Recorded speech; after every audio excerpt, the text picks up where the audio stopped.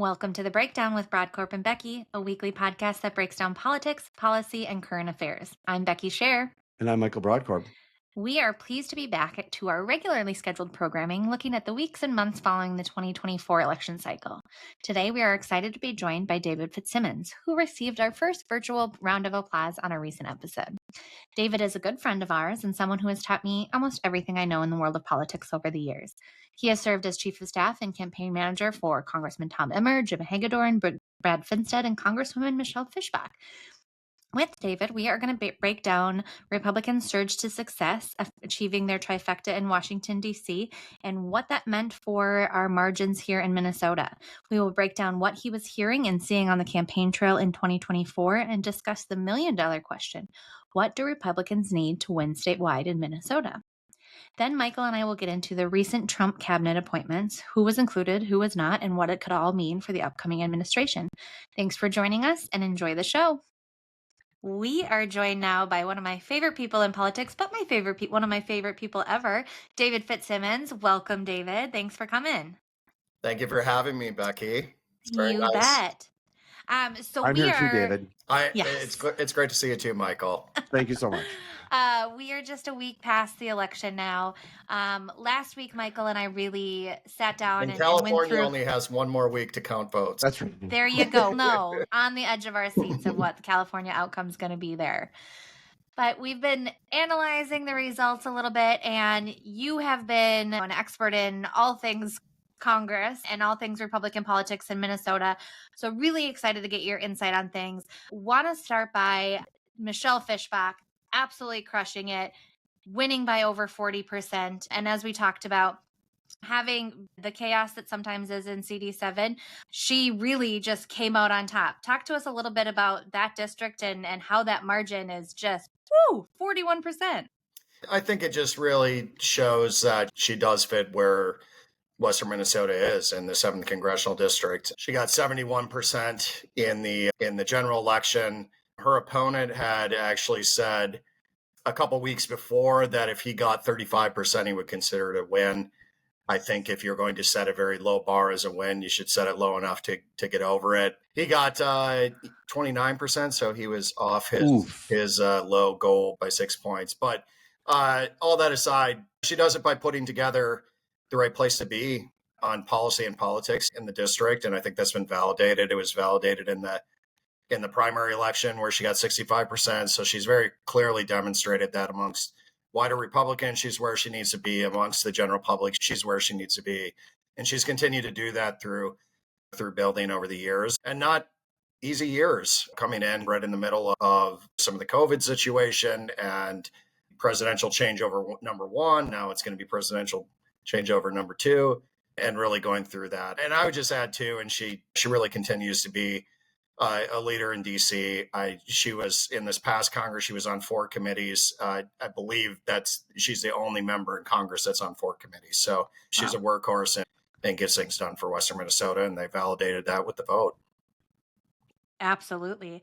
And now I know the official side and the campaign side are different. You serve in the official capacity as chief of staff for Brad Finstead down in CD1. Yes. He also came out very successful. I assume that what happened on the campaign side also reflects what you're hearing from constituents and the great service that he is giving on the official side out there in Washington, D.C. Yeah, absolutely. On the official side, he had a fantastic performance. When we looked back when he won 2 years ago, we generally had to go back to 2004 to find the numbers in that district that had been reached by Gil Goodnick on his last reelect. On this last election, last week, he actually performed better in many of the counties than even that 2004 number. So then you have to go back to the high point of Goodnick 2002, which was, of course, a stunningly good year for Republicans. One of the things people have talked a lot about is Blue Earth County. Finstead won Blue Earth County convincingly by 2,000 votes, and Trump carried it by a slightly narrower margin, but he carried it. And Blue Earth County is, if you're not winning as a Democrat in Blue Earth County, there's not a lot of places you're winning in greater Minnesota. And that's with Mankato. It has colleges. It's very traditional, a lot of blue collar.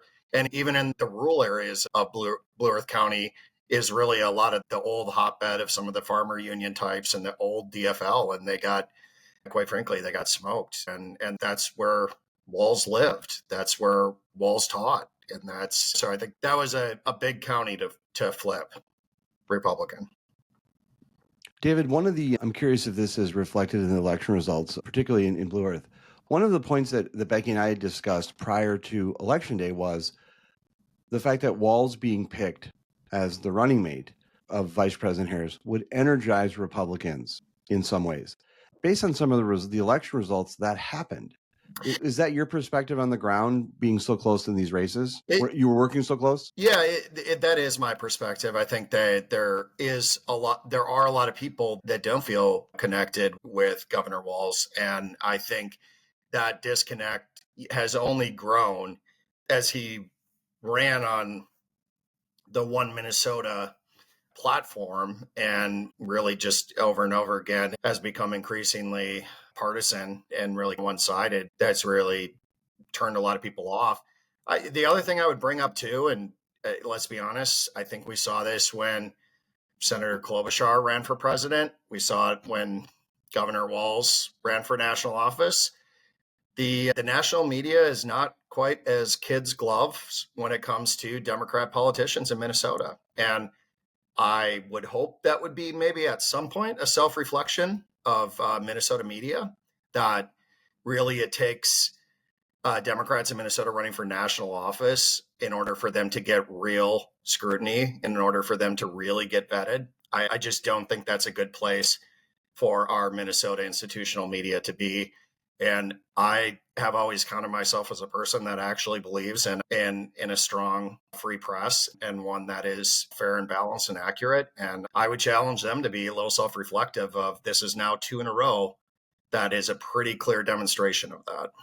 I think that's a really interesting point, and we'll get back to some of the Minnesota results in a second. But I think that the Minnesota press was also maybe a little surprised of their lack of access to Walz when he did get escalated to this position. The Star Tribune in their daily newsletter had a running count for a while of how many days it's been since they've been able to talk to him or ask him questions.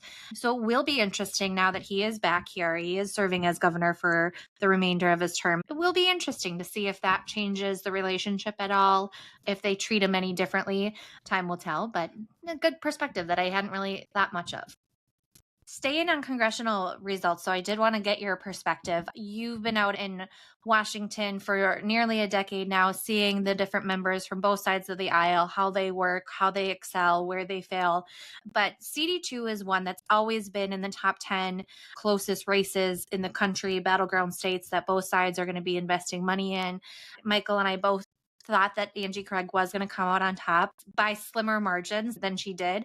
But she did have the narrowest margin in congressional wins, but it was still 14 points.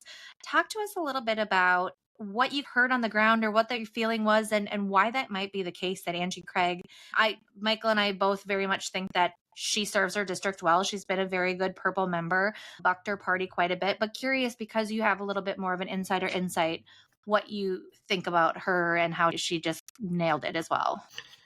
I think there's 2 things. I'll start a little bit on your track, the micro side of it.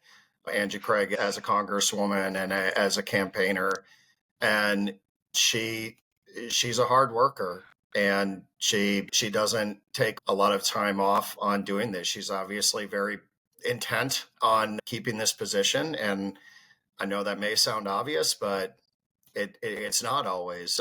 It's following through on showing up and doing the hard work through a campaign.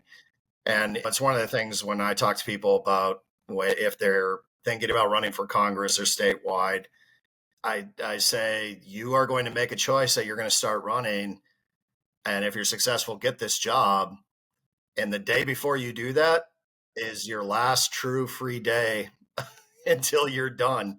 Because if you're really committed to it, there just is no such thing as real time off. You're always one phone call away from any number of issues that are going to pop up. And even if they don't, you're constantly wondering when they will and when and if they will. And you can get away with not doing something or other, but it'll all add up. So it really takes a lot of commitment. And I am loath to admit when a Democrat is a good politician, and I say that in the most generic way as possible, but Angie Craig is a good politician, and she really doesn't stop. Now, I will say, I think there's another side of it that's obviously the more macro side of things, and the continued solidification of the divide in Minnesota. And I'll go back to, I definitely don't think that's something, it's certainly no one thing, but I don't think our current governor and lieutenant governor ticket has done anything to alleviate that in Minnesota.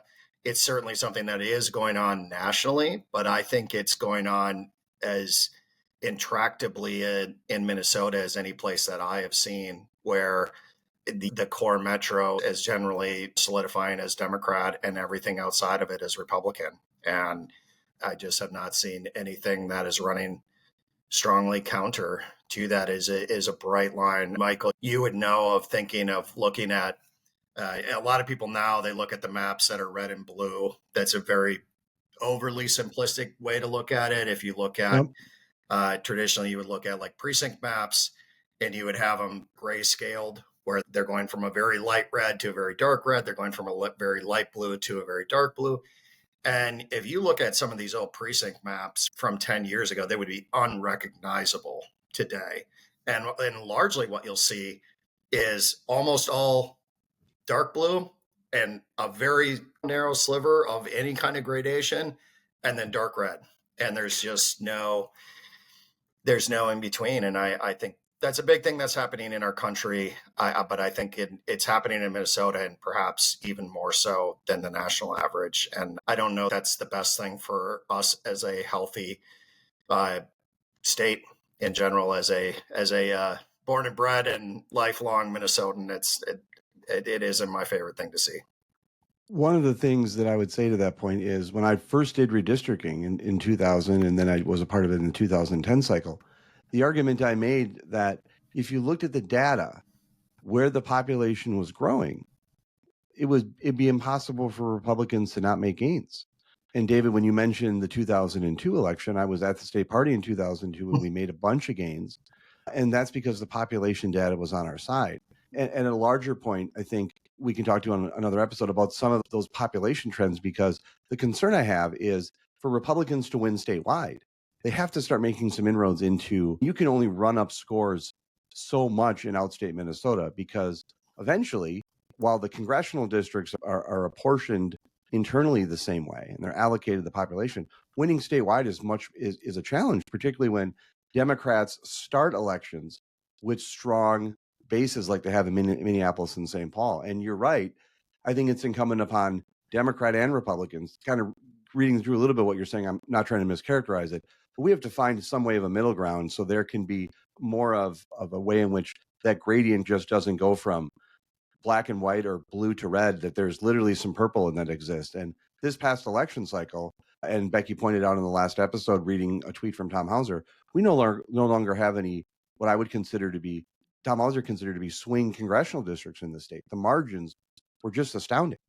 Yeah, and that's something, too, for those that maybe don't follow this as closely every cycle. For the most part, through most of my memory of Minnesota, we've generally had what were considered 3 or 4 of our 8 districts were usually regarded as a swing district. And really, my guess sitting here today, of course, 2 years is a long way from now. I was saying that about people asking predictions on the election 2 months ago. I'm loath to make predictions of 2 years. But if I had to guess today, I would say we may have no targeted races and no true swing congressional races in Minnesota. And again, it was long held that we were going to have somewhere between 2 and 4 every cycle. Isn't the lesson, though, since you're the architect of some of this, that maybe David Fitzsimmons is just a bit too successful? Isn't that? But Becky, going back to your point, I just want to make sure I heard you correctly. So that when Craig's margin of victory, 13, 14 points, was that the closest margin of victory for any congressional seat? Oof. Yeah. In Minnesota. David's point is really well taken. Yeah. Finstead's was almost 18. This was a district. I ran Jim Hagedorn's when we flipped it in 2018, and it was a half That oof a point. was in a good way. It was a that half oof a point. was a good one. Yeah, absolutely. And so that went from a half a point to 18 points at 2 bookmarks in my life, 6 years apart. So yeah.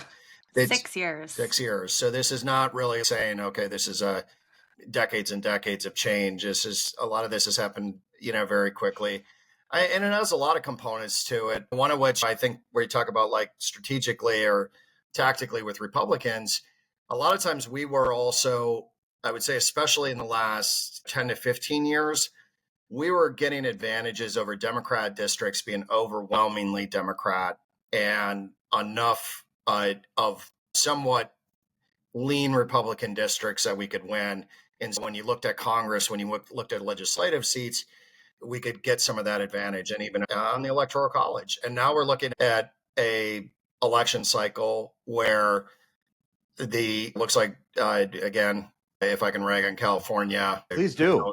Who knows when they're done counting, but it seems pretty clear that Donald Trump will win the national popular vote that constantly gets brought up. And if you look at numbers nationally, cumulative, so they do the same thing with Congress, they're basically proportional to what the seats are, where there is no Republican advantage because we're essentially the districts have become so bifurcated. And I would really push back too everybody loves to talk about gerrymandering. And of course that is a situation in certain places, but there's a lot of places where it's not. And that largely isn't what's happening. That's largely not what's happening in Minnesota. Minnesota is usually regarded as one of the least gerrymandered states out there. And it's happening here. When you look at those, when I added up the cumulative Republican and Democrat congressional votes in Minnesota, the Democrats beat us out by about 0.6%. That's it. Wow. So that's a great data point. And that's really good. And so not only does it show how close the state is, but it shows that really those are balancing out through these districts. So even with them having completely lopsided results, when you look at the state of this as a whole, that's where it is ending up. And so that is just reflective of a lot of change that has happened where people live. And again, I would say some of that is great. People want to live where they want to live. But I do worry that there's some of it is an outgrowth of this. You've seen some of the things like don't go to your family's house if they're on the other side and this craziness. And that's where I say it is incredibly unhealthy. It absolutely is. I wouldn't go to Becky's house because she doesn't serve turkey. The conversation Thanksgiving's the one time. The conversation would be pleasant, David. The conversation would be pleasant and delightful. David, we chatted a little bit about the popular vote, and I was, for one, surprised that Trump not only won that, but also for the first time, I think, since 1988, surpassed 50%. So true majority there. I think he might just be just below that now. Okay. But close enough. That's still valid. Oh, that's right. California is still counting. Yeah. But curious of your take of looking at this national results. Obviously, Minnesota still, we did lose the state Senate special. The House is tied. Our Congress, we were 4-4.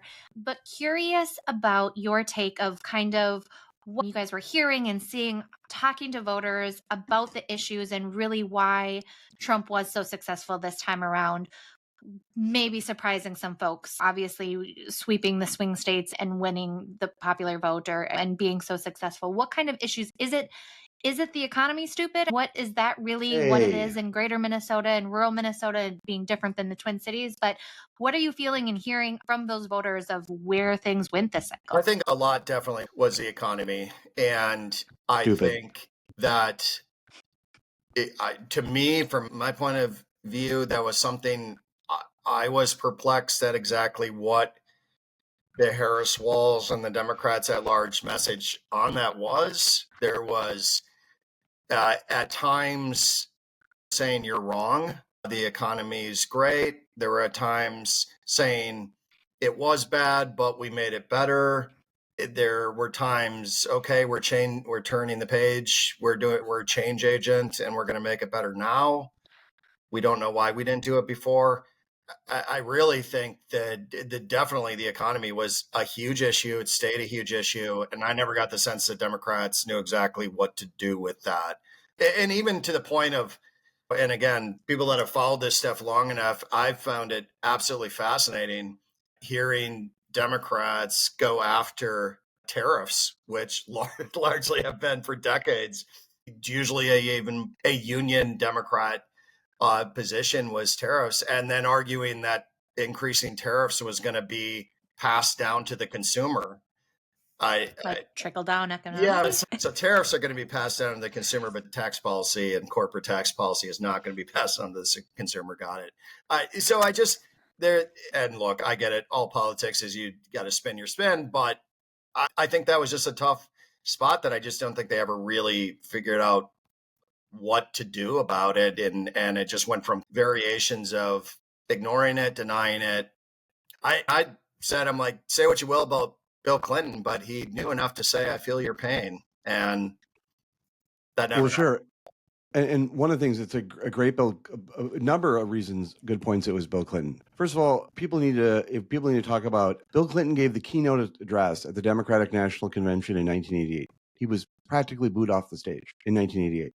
2 years later, or 4 years later, he was the nominee accepting the nomination. But after the defeat of the Democrats in the 88 election, Clinton was a leader in setting up the DLC, the Democratic Leadership Conference, to help understand and have do some activity in understanding why they lost some of these races and what was going on. Becky and I had, I think, a really grounded perspective. Obviously, I had supported Harrison Walz. It wasn't a bet I was making. I wanted them to win for reasons, and it wasn't like a Vikings bet or a Vikings game on Sunday or something. But one of the points, it is weird now that when we say it wasn't a bet, that's a big thing because apparently a lot of people were betting. Yes. But one of the points that kind of grounded Becky and I's conversation on it was when we had John Rillo and Mark Drake on, and Mark Drake said that this race shouldn't be close because of the right track, wrong track, and that he thought that people were in a little bit of a sugar high about what was going on. And he kept going back to that right track, wrong track. Now, what's interesting, I think, which is something that should come out at some point, is I don't think the polling was necessarily wrong, but it's certainly, I don't think, accurately predicted the sheer strength and volume of the Republicans' win. And that's an issue I've long had with polling prior to the arrival of Donald Trump, was that Republicans sometimes get underrepresented in polls. And so it's interesting. I want to be sensitive of your time, David. I've just one question before we close things out here. You are, and I said this before we recorded, and I meant this as a compliment, you are a congressional know-it-all. And I mean that in a polite way. You are a political know-it-all in a sense that, and I mean that as a compliment. You are incredibly smart. You are someone who understands Washington, understands local politics, understands state politics, but you're someone who spends a lot of time on the campaign trail. And the numbers that you just ran, I was curious because you ran the numbers on the congressional. I was keeping track. I was told there would be no math in this episode. But what you're saying is even though that there was these not competitive congressional districts, Democrats statewide voting for Congress, please correct me if I'm wrong, had a slight edge, a small percentage edge. Very small. But if you look statewide, Republicans, the margin was closer.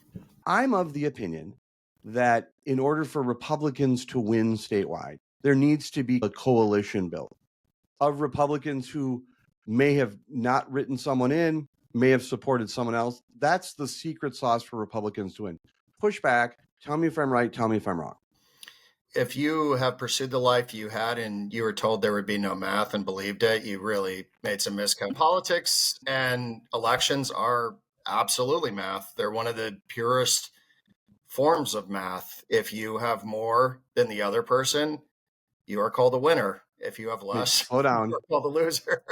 Okay, good.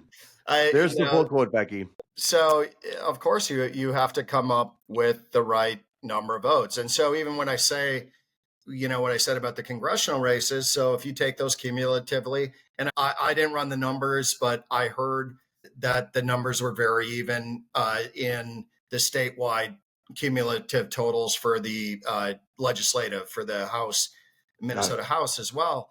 So then you look at those and say that this state were very close in numbers, but that isn't one person running as opposed to, say, a person running for governor or a person, running for U.S. Senate. And so you can see that generically there are enough votes for Republicans But a person needs to put together those people, and they have to be able to appeal and speak to them in a way that does appeal to them and speak to them. It is a way but it has to be a genuine way that they believe. You bring up Donald Trump. I think there's a lot of people that may have varying feelings about Donald Trump, but a lot of people at least appreciate what they see as direct, and they know they know he's really saying something. He's talking to them. Just some of the things, even just as the press availability and even in the long form podcasts that he was doing, I think that was a really big contrast with what was happening on the Harris Walls ticket. And in Minnesota, absolutely, you have to be able to to appeal and get the support of usually a majority of people, or at least more than your next closest opponent. You have to figure out a way to make that as broad as possible. And you do things by being honest, and people have to decide where they're at from that. But I've always been of the belief that don't go out of your way to make enemies, because do the right thing and you'll make enough by accident. So Now you tell me. But so I think someone that runs a Republican to be successful, that's what you have to do. You have to have a platform that you can run on that can speak to a majority of Minnesotans. And it doesn't mean that they're all necessarily going to agree with it, but hopefully they agree with enough of it for you. And it is math. You have to have more than the Democrat gets. You are wicked you're smart. Telling me there's a chance. There's a chance. David, thank you so much for giving us so much of your time. We know you have a busy life out there, busy week in DC. We're excited for the DC trifecta, and we certainly need to have you back on to chat about all the good things going on with Republicans having majorities out there. And hopefully, I'm very optimistic of what can get done. Thank you for all you do for Minnesotans, for the voters and constituents, and for lovely little podcasters like us. We're really grateful. So thanks for joining us today, and have a good one. Thank you, guys. Appreciate it.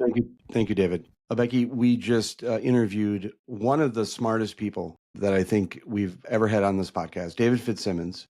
Your take.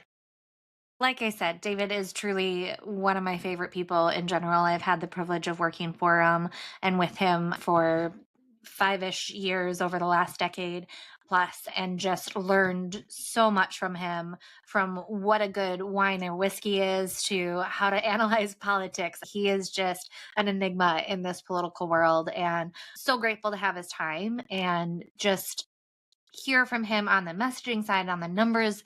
And I loved what he said about how elections truly are math in its truest form, and it's something that we really don't give that credence to. We don't talk about all that much, but it was fascinating to talk to him. The breakdown of the congressional numbers in Minnesota and how close that was. I've not looked into that myself and not thought about it. I haven't seen or read it anywhere, and just how fascinating. And it does give me a little optimism about Republicans statewide. If we can ever get our act together, if we can get those coalitions together, if we can get a candidate, I could talk to him all day. Yes. And this is one of the things that's so great about this podcast that I've just continued to appreciate. I supported Harris in Walls, but we spent, ever since we made that decision, we used our podcast to create this space where I'm not pushing an agenda, you're not pushing an agenda. We're being honest about who we are. It is our name. We can do that. We can push agendas. We're trying to do things good to provide and explain things. That interview, the interaction between you and him, and your data point on Angie Craig and the closeness of her margin, coupled with what David was saying, that's the type of analysis that is just, I was in awe, because with the way you guys are putting it together, that's the type of analysis that we can do, and we can do in this podcast. And I'm so appreciative that David came on. I'm appreciative that any guest comes on. But David just spent his impact on Minnesota politics is just profound. And you look at these congressional margins and you look at his support. What I also appreciate about David is that David is big picture, very much like you. You obviously have a core set of beliefs in what you believe, but both you and David, in much more in that Republican camp than I would necessarily identify. You guys are so willing and interesting to talk to, because you're not judgmental. You're curious about stuff, and you bring that curiosity and you explain things. And it's so appreciative to be on the receiving end of that. But you and David are wicked smart. And that was just hands down. That analysis that you had pulled together on the last episode, coupled with what he did, boy, that's a really fascinating way to look in some of these numbers. And the only thing I'm disappointed about is that it was recorded on a podcast and I can't go out and just steal it myself because I would sound really smart. But great job in doing that. Just great job. Thank you. I appreciated that. But maybe you want to take back your comments about me not being judgmental after we get through our next segment, because I might have some judgment. What are you judging me on? No, on this next segment we're going to get into. Not Okay. judging you. Okay, good. Sorry, I'm a little punchy, Becky. No, I'm a little no. punchy, but no, let's take it away. All right, we're going to continue on Republican politics, this time turning to D.C. We have a new president-elect, former President Donald Trump, coming back for another term. And the last week, and especially the last 72 hours, have been filled with names and appointments. And obviously, these cabinet positions largely have to be approved by Congress. And so these are just currently names being appointed. But I want to get into it a little bit because there's some interesting things going on here. First, I want to just off the bat, a couple people that are not in the running. President Trump tweeted last week that he is not considering Nikki Haley or Mike Pompeo for any positions. Disappointing for me on the Nikki Haley side in particular, but also Pompeo was a good member of his administration last time around. I know they butted heads quite a bit, so it's not outright surprising, but those two are not being included. Tom Emmer has said, oh, go ahead. I want to get your perspective on Nikki Haley. Expand it if you can, just a little bit more. I have something to add to that, but I wanted to get your perspective on it. We talked a little bit before the end of the election, or before the end of the election, of how Nikki Haley had mentioned in an interview that she had not been contacted by Donald Trump or his team since June. And she expressed some of the concerns she had about how the Trump campaign was talking to women, or just simply not talking to women, just not giving as much attention to female voters as they should have. I was very surprised about that then and surprised about this now. I think that Nikki Haley has been a great, calm, rational voice and figure for the Republican Party for quite a while now. I think that she represents what I like about the Republican Party. I think that she is somebody that I have supported. We gave so much love to during her presidential debate performances and presidential campaigning. And she's just somebody that I really think still, regardless of this, has a great future in the Republican Party. I think it's disappointing because I always want, again, we are hopeful that President Donald Trump is successful and then that our country is able to move forward for the next 4 years. And I think that we would benefit from having Nikki Haley involved in this administration and having a smart, rational voice at the table and a strong, rational female minority voice at the table. I think there's so much that she brings to the table, and it's just a bummer. I agree with you. I will, in the interest of transparency, and I've said this before, I voted for Nikki Haley in the Republican primary. Part of the reason I voted for her was because I was really impressed. You know, we had Preya on, we had Preya in particular, who did some work for, I believe, a PAC that was helping her out. But you and I, since we started this podcast, we've had conversations about, because this podcast was started just days before the 2022 elections, where Republicans got their tail kicked in statewide. And so for the last couple of years, as we've been doing this podcast, one of the things that you and I have discussed a lot is about Republican messaging to women and then elevating female voices inside the Republican Party. And we've talked about that. And it's because women vote, and women vote, particularly in this state, by a very high percentage, a higher percentage than men. And as someone who was not going to vote, it was someone who would classified as a little bit of a double hater. And I was, in a sense, I wasn't going to vote for Trump, but I wasn't going to vote for Biden. Even though I didn't like the term double hater, that's how voters like me were classified. And I voted for Nikki Haley, and I supported her on the primary. And I think she had a lot to offer this ticket. And so I was disappointed because she has been someone that we have talked about a lot as being someone that her messaging resonated. How she talked about issues was something that we thought should be amplified. And I'm disappointed that in the aftermath of the election, that she wasn't utilized more during the election. And in the aftermath of the election, that she's not going to be in a leadership position. And it's difficult for me to not think that's punitive. I think it's short-sighted. I also have a larger point about that, which I'll make, but just speaking, and I'll make it when we go through some more of these picks. But on Nikki Haley, I was really disappointed. A couple other names, just that not folks that were turned away by the administration, but who have just said that they are comfortable staying where they are. Tom Emmer staying in the House. He is, I believe, maybe even as we speak, is running for his second term as the majority whip, and to our knowledge, doesn't have an opponent in that race, and optimistic there. I think it's a great place for him to be. Tom Cotton has also said that he wants to stay in the Senate. So those are some of the ones that we will not be seeing as in Trump's cabinet. But now let's move into those we may be seeing or will be seeing, should they be obviously again confirmed. Let's start out with the breaking news of what we logged on to do this. You asked me if I saw the news. I thought you were doing a bit when you told me what the breaking news was. It's not a bit. Trump's attorney general is going to be, drumroll, Matt Gaetz. Congressman from the state of Florida, Matt Gaetz. Yes, it was not a bit. Your take on that? Where's the green puke emoji when you need one? I am not a Matt Gaetz fan. I think that he has served as a great disruptor in the House. He is notably one of the main individuals who put us through the weeks-long speaker debacle and ousted McCarthy, and just really, I think, has served more as Matt Gaetz' own fan club than a true congresswoman or congressman representing his state, representing our country. He's not my cup of tea. I'm a little concerned with him being appointed to a position of this magnitude. I want to give everyone the benefit of the doubt. And so it's maybe, I don't know. I'm a little speechless by this choice. It's not something I had on my bingo card. And what's your take on Gaetz as our new AG? I was informed by my wife, who sent me a text about it, and I was surprised by it. Now, a couple points I'd make about it. First of all, you did attend 1 year of law school, so you're the legal analyst for the breakdown with Brodkorb and Becky. He is a lawyer. Let me just say this to you. I'd be very curious who's more excited. I would have a feeling that some of his House colleagues are probably excited about the possibility of Matt Gaetz becoming Attorney General because he's no longer in the House. I guess the question I'd ask you is a philosophical question.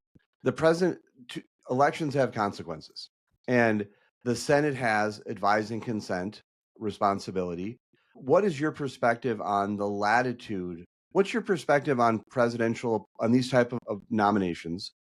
What should be the role of the Senate, and what should be the role of Democrats? Do you think that because Trump wins, he gets to have anyone he wants as long as they're qualified? Or get your perspective on some of this.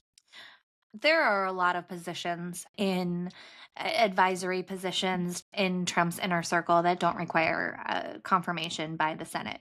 I think that this is one of the beautiful things about the democracy that we live in, is the checks and balances that we have. And I think that this is a place where, yes, elections have consequences. Trump can appoint who he wants to appoint. The Senate also has currently 53 members who are Republicans, and then the other side of Democrats that get their say in whether they believe that this is a person that is duly fit and will represent our country and our people in these positions. I don't think this is the one, I think, when we get through some of these that we'll talk about, that I think is going to have an uphill battle, because I think that there are a decent amount of what I like to call the reasonables in the Senate. And by decent amount of, I think of the 3-4 Republicans that I think are going to have a hard time with this one in particular. I think there's a lot of other ones that would be willing to give a pass and give the benefit of the doubt and lead that choice to the president. This one's going to be a little tough. He's been quite a troublemaker, and I don't know that has been as much of a team player as attorney general's a really big job. And let me just deviate from what my plan was. I was going to offer this at the end, but I think now is an opportune time. Donald Trump cannot run for another term. So he's limited. This is it. It's 4 years. And also, we have a midterm election coming up. So if you really look at what the shelf life of the Trump presidency is, and we've seen this in Minnesota with the trifecta, Donald Trump basically has a trifecta for 2 years. So he can guarantee right now that and so if you're looking at what he wants to accomplish, what he would want to accomplish, he has a window right now of 2 years, which may seem like a long time, but it's actually not based on Washington time, which you can certainly attest to because you worked out there. But Donald Trump has a window here where he can try to cram through as much as he wants in this 2-year window. And he can do so with the trifecta and one party control. We'll get to some of the other picks, but when I saw the Matt Gaetz pick today, my reaction was he knows that he doesn't have 4 years. He knows he's got 2 years, and he's just going to do what he wants to do, and he's going to push this aggressively. Now, I come on both sides of this. I have a lot of concerns about where some of these nominations are coming from, but I think that the Matt Gaetz pick is an indication that Trump knows that he doesn't have a full 4 years. He's got 2 years, and he's not going to waste any time. Just to that, as you were talking about that, I did pull up the list of senators who are up in 2026, and Susan Collins being one of those. And she's one that I think is going to be a hard voter to win over for some of these, especially when she knows that in less than 2 years from these confirmations, she's on the ballot again. And so I think there's a whole list of obviously Republicans here, 2 dozen or so, that are going to be on the ballots. And this is something they have to think about themselves and their upcoming election cycle as well. I do want to move on. We're going to have a lot more to talk about this as we're going through the confirmation process, but that one was just the breaking big story right before we started recording here today. Secretary of State nominee currently is Marco Rubio. I love this pick. I think, again, I am a Rubio fan. I've thought that he has obviously transitioned to being more of a Trumper over the last couple of years. As a lot, I can't fault him for that. But when it comes to foreign policy, I think that he is somebody that I align with his policies and his decisions a decent amount. We'll be interested. Were you a Rubio person in 2016? No, I was a Gingrich gal back in 2016. I got a picture around in my files here with me in the former speaker. That's great. No, I don't remember who I was, but I wasn't, as Trump would call him, Little Marco? Little yeah. Marco. I didn't. But Little Marco won Minnesota, right? He did, yes. So keep going. Yes. So he has been he has been a big champion of some of these international alliances like NATO that Trump has been skeptical of. So it will be interesting to see how some of that comes. But I love a person like that in a position like Secretary of State who I believe, and I guess I just don't know a better way to say it, has the balls maybe to go toe to toe with the president on some things like that. And I think it will be a good adult in the room. I like this pick. Okay. Your thoughts? You like him as state? The president gets his right. The president has won the election. The president-elect and former president has won the election. Yeah. The Senate has an advise and consent role. I'm holding off on my public analysis and comments on some of these down ballot selections until the most deliberative body in the world has weighed in, which is the United States Senate. I love that. I also, real quick, have to give a shout out to the recent episode of SNL because they did a little bit where they stood up there and talked about all the downfalls or the ridicules of President Donald Trump, and then talked about how he likes to target his enemies, and that's why we've always been with you, President Trump. It's a great bit if you haven't watched it. I'm certainly not going that far, but I'm just I guarantee you, if there's a list, I'm on it. And The Open by Bill Burr, both great. Yeah. Secretary of Defense, #local angle here. Pete Hegseth is currently the name for Secretary of Defense. Now, he ran for U.S. Senate in Minnesota in 2012. He did lose the endorsement. It was quite a battle. One of my favorite conventions up in St. Cloud. He has been a Fox News correspondent, host, whatever you want to call him, for the last 8-ish years. Army veteran, served in Iraq and Afghanistan. Does not have quite the resume that a lot of recent secretaries of defense have had. So I think he is a little out of left field for a lot of the reports that I've been reading. But that's where we are with Secretary of Defense right now. Local angle a little bit. He and I went to the same high school. I was ahead of him, but he went to Forest Lake High School, and so did I. That is a fun fact. Yeah. Now, Becky, let me be very clear about something. I have a lot of strong opinions about all of these picks. I don't want to interrupt you as you're going through the list, but yeah, trust me, to think that I'm not going to have a strong opinion is Feel free foolish. to jump in whenever you want. I want to just let you're making some good progress here. I also want to be conscious of our time. We have there's going to be a lot that comes out about these folks, a lot that we have to discuss. So we'll just run through it. We'll do a lot more analysis later.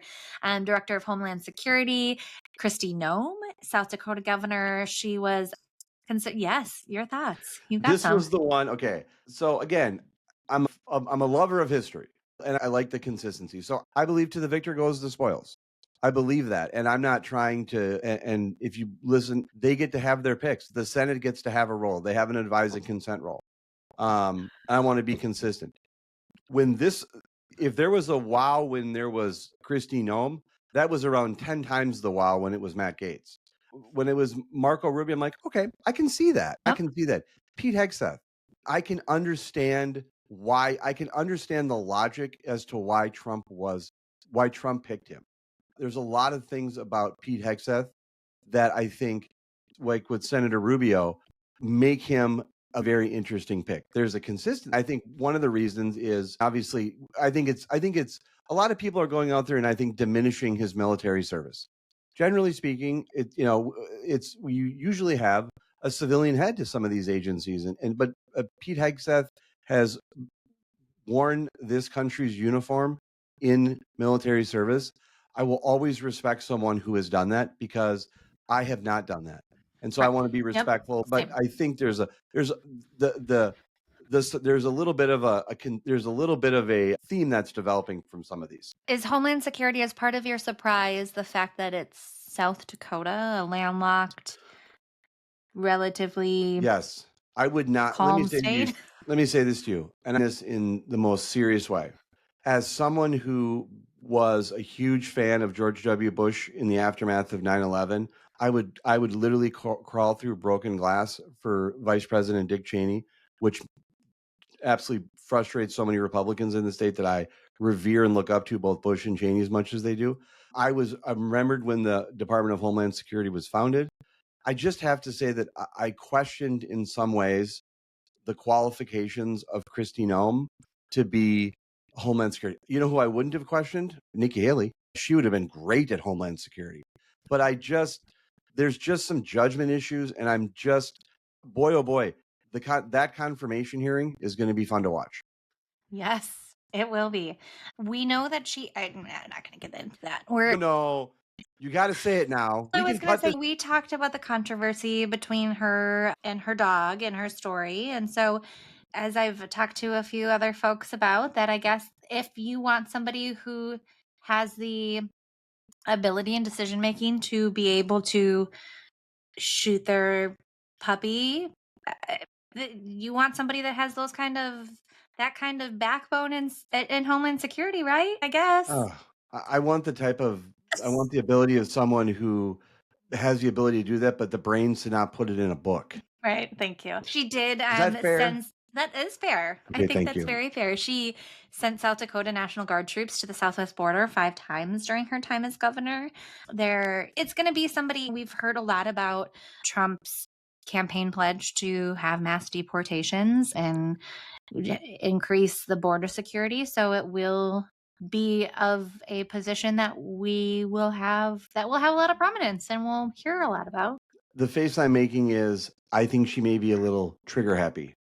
That's the face I'm making. Like, not necessarily, I guess a trigger, but I was thinking that she might be someone that might not. I think what you want in the Homeland Security office, as what you want with Secretary of State, is someone that can be a little even keeled and not just. But I worry as I'm reading some of your notes and thinking about the dog incident. She seems to be someone who. We'll see. We'll wait and see. For the record, the dog incident was not in my notes, just to make that clear. But it's in our memory. Rattling off a few of these. EPA, Lee Zeldin, former congressman from New York. He ran from governor. I like this. You know who started the EPA? Richard Nixon. Doesn't get enough credit for it. Richard Milhouse Nixon started the EPA. And by the way, when I was out in New Jersey, I ran into former Governor Kristi Todd Whitman. She was head of the EPA under George W. Bush. Fun facts. UN Ambassador Elise Stefanik, Congresswoman and conference chair. She's from New York. She was a former aide to George W. Bush. She's been very outspoken in support of Israel against all of the Gaza protests when they had campus presidents in Congress. I like Stefanik. She's way more conservative than I personally am, but I think that she is somebody who she's my age, maybe a little year younger, year older. She's young. She has had a very bright future. She was first elected when I was out there in Washington, and have just been very impressed with her. I do think that she will serve this position well. CIA is John Radcliffe, former congressman from Texas. He was Trump's director of national intelligence for a couple years there. I don't know a ton about his background, but it doesn't seem like a completely out of the blue pick there. Ambassador to Israel, Governor Mike Huckabee. And then one also that came out relatively shortly before we did this is National Intelligence, Tulsi Gabbard, who famously was Democrat to supporting Trump. Stefanik I think she's really is a Trump supporter. So if you're looking for a loyalist at the United Nations, someone that has the voice and strength, who has the voice and the strength and the confidence of the president in that deliberative body, which is the UN, which is if I think the United States Senate is the greatest deliberative body, no disrespect to any member of Congress from Minnesota in the House, the UN, based on a college paper that I wrote, is an absolutely dated institution. And I've long held the position that I think that I think of all the picks, I think substantively could really shake things up within the bureaucracy. And I think her going to the UN is really sending a strong message. And I think the type of message that we want to send to that body, going back to my college paper, that body, which needs sometimes a message to be sent. Agreed. CIA, great. It's one of the appointments I'm most interested in. I think CIA is great. Perfect. And then a new agency being created, Department of Government Efficiency, led by Elon Musk and Vivek Ramaswamy. I want to give a shout out to my son for pronouncing Vivek Ramaswamy correctly. Really proud of him for doing that. Yes, your take, by the way, I'm sure you would have noted this. Those are not requiring Senate confirmation, those types of picks. By the way, those are my favorite. The ones that don't require, because those are the only ones that I could get, a nomination that doesn't require Senate confirmation. Your take on this new agency, Department of Government Efficiency? First of all, we have to talk about the irony of a new agency to cut government agencies' spending control.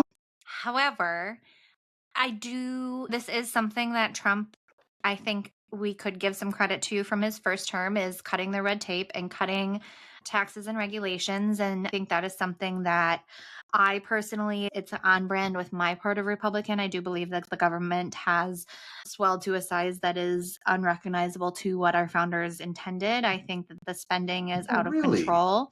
And so I think there is a need for that. I have concerns with the individuals. You're so diplomatic. Becky, I have to say something to you. You should be at the UN. You should be in the Secretary of State. You are so diplomatic. You are so diplomatic. It's so tough because these two are obviously brilliant, smart, wildly intelligent individuals.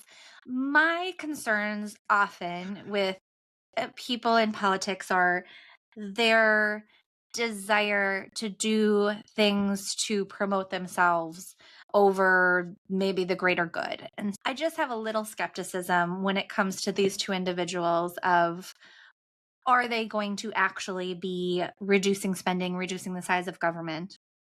Or are they going to be looking for opportunities to be on the Sunday shows and be a political talking head just to continue to throw fire and mud? And so yet to be determined. I want to be cautiously optimistic. Like I said, I do think it's entertaining that you create a new agency to cut and reduce government. But I guess how else sometimes are you going to do it? So we'll find out. I think a couple of things. I want to revert back to our previous podcast episodes. every time I see Vivek Ramaswamy on TV, I want to take his lunch money. I can't move past that point. I consistently want to take his lunch money because he just grates me. A point on that I'll just briefly make because I think you touched on it very well, which is the reason why I think which is interesting. I think both of these, and I'm not disparaging them in any way, but I think both of these individuals would face interesting confirmation hearings. I want to be balanced. I think both of them would face interesting confirmation hearings. I think it's interesting and somewhat problematic to have there be this, to create this new, you articulated very well, creating this department that is outside of you're creating in essence a new bureaucracy to cut it. Mm-hmm. So there has to be, it can't become a creature of the bureaucracy in and of itself. But on the other side, by not having a Senate confirmation, it allows them autonomy to just do what they need to do. But the problem is, do you want Elon Musk and Vivek Ramaswamy doing whatever they want to do? I think it sounds good. I think if from a comms perspective, if we were being fair from a comms perspective, it really sounds great. But I think you and I, because of our experience, you much more in Washington, understand that this could be a little bit of a Potemkin village. Yeah. So I'm very interested to see how that goes, where it goes, what we see. And then just rounding things off with some of the other key positions that we have seen announced is Trump's chief of staff. He's named Susie Wiles. She was serving as a co-campaign manager. She is going to be the first female chief of staff in the White House, which is very exciting. On the opposite side of things, what we've just talked about, she is somebody that's very much kept her head down, right? Yep. It's not been about her. She's not going on all of the broadcasts. She has other people to go out and be the vocal talking heads for the Trump campaign. Now, do I believe that we have a lot of differences in how we believe policies and our support for Donald Trump? Absolutely. But she seems like kind of a badass. They refer to her as the Ice Maiden. I saw in a couple articles, and she seemed to be pretty hardcore, can go toe to toe with Trump. And that's something that I like to see and hear. So love that. Deputy Chief of Staff might have a little different view on Stephen Miller. Yeah, there we go. Who local angle used to work for Congresswoman Michelle Bachmann, who I interacted with at a few times when he was working for Congresswoman Michelle Bachmann. Susie Wiles, what I'll say on that is, and I texted you about this, and I think, John Rouleau would be a good person, as we mentioned before. He's been a guest on the show, great person to have on. He was with us on our live stream. He had complimented her in just the management, and I think he would be good to talk to because she's gotten a lot of praise. And one of the things that's been consistent is that she has approached the job. And I think she's approached the job, at least from media reports, as she approached the job from the standpoint, look, I can't stop the circus, which is Donald Trump, but I can do a good job of ensuring that the circus isn't around him. And by all accounts, she was successful. Mm-hmm. She was successful. And we'll see. Again, I just want to remind our listeners that I supported Harrison Walz. I stand by that decision. I'm proud of it. I will not backpedal from it. But independent of that, which we can talk about more, I want the president to succeed. Presidents that I have not voted for, I have wanted to succeed to some degree, because when they're succeeding, America's succeeding. And there's obviously some policy differences. But I think you went through a great list here, and boy, oh boy. I just want to point out to you, Becky, we're recording this. The news about Matt Gaetz broke just before we started recording, and it is still labeled as a breaking news now, an hour plus into this interview. This I think is going to dominate the news. So a very timely show structure and script suggestion and topic that you came up with. You really nailed it. Unfortunately, we don't have any more time today. So we do. I have two more comments. First of all, I see it as I had a tweet sent to me that Kristi Noem was thrilled when Hegseth was announced. Hegseth was thrilled when Matt Gaetz was announced.